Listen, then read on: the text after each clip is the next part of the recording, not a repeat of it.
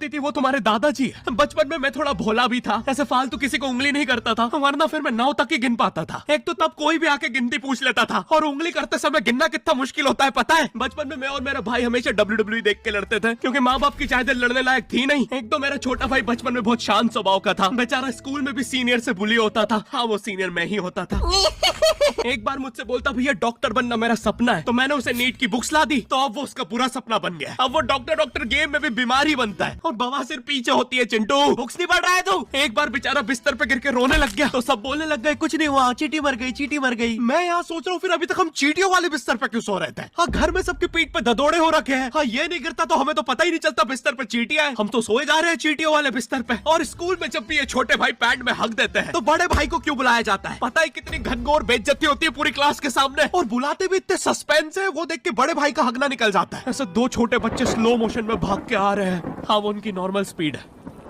मैं देखता हूँ मेरे भाई को क्राइम सीन से 2 पियून पकड़ के ले जा रहे हैं। उसे ब्राउन रंगे हाथों पकड़ लिया गया। मेरे भाई ने मुझसे जाते जाते कहा, मुझे फंसाया जा रहा है। मुझे पता था इस लेंडे के पीछे की कहानी इतनी सिंपल नहीं हो सकती। कड़ी तहकीकात के बाद मुझे पता चला इस लेंडे के पीछे बड़े बड़े पॉलिटिशियंस, गैंग लीडर्स और माफिया इन्वॉल्व है। मेरा भाई सही कह रहा था, ये उसका लेंडा नहीं है। हैंड्स अप पीटी टीचर, तो वो लेंडा तुम्हारा था।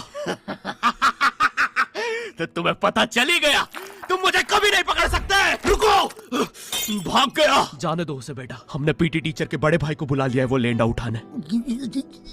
लेंडा आपकी नजदीकी सिनेमा घरों में पड़ा होगा तो देख के पैर रखना। ये चैनल पे जितने भी अजीब और गरीब चीजें तुम देखते हो, ये मैं और मेरे भाई की लाइफ में हमेशा होती रहती है, और इसलिए हमने ये चैनल नॉट योर टाइप बनाया था। मेरे भाई ने कहा तू बोल, और मैं एनिमेशन करता हूँ, और लो बन गया नॉट योर टाइप। आपके नजर अरे अभी भी लेंडा लगा हुआ है। बचपन में बोले जाते थे कि तुम जितने दांत तकिए के नीचे रखोगे तुम्हें उतने ही रुपये मिलेंगे। तो मैंने दादी की 32 रख दी, तो मुझे 32 रुपए मिले। वो 32 7,000 की थी। जो पिटा हूं ना मैं घर पे, साली स्कैमर दांतों वाली परी चांदी का दांत ले जाके 1 रुपया देती है। दांतों से याद आया, बचपन में सब सूखा बॉर्नविटा खाते हैं क्योंकि दांत दूध के होते हैं। ठीक है, ये वाला जोक हटा दूंगा। बचपन में मुझे चुड़ैलों से बहुत डर लगता था। एक बार मुझे चुड़ैल के पैर के निशान दिखे, तो मैं उल्टा भागा, पर फिर मैं चुड़ैल के ही घर में आ गया। हाँ, मैं पट्टी में भूल गया था उसके पैर उल्टे होते हैं, तो फिर मैंने सोचा इसका पीछे से सर फोड़ देता हूँ। सर फोड़ने गया तो वो उसका मुंह निकला। फिर से भूल गया कि साली चुड़ैलों के बाल भी मुंह पे होते हैं। आदमी को पता चले तो चले कैसे। जब मैं छोटा था नींद में बिस्तर भी बहुत गीला करता था। मेरी मम्मी हमेशा गुस्सा करती थी कि सोने से पहले सुसु किया कर। अब उन्हें कैसे बताऊं, फिर गीले बिस्तर में मुझे नींद नहीं आती। बचपन में मुझे गुस्सा भी बहुत आता था, तो मेरी मम्मी ने मुझे एक रेड स्टोन की अंगूठी पहना दी, और सरप्राइजिंगली उससे मेरा गुस्सा इतनी जल्दी उतरने लग गया, क्योंकि अब मैं जब अंगूठी पहन के लोगों को पीटता था तो गुस्सा इतनी जल्दी शांत होता था। वैसे ये अंगूठी मुझे एक बाबा जी के आश्रम से मिली थी। जब मैं वो आश्रम में गया था, वहाँ एक बहुत ही हॉट सी बंदी मुझे देख के बार बार स्माइल करे जा रही थी, तो मैंने भी मौके पे चौका मारा और जल्दी से अपना नंबर पेपर पे लिख के उसकी तरफ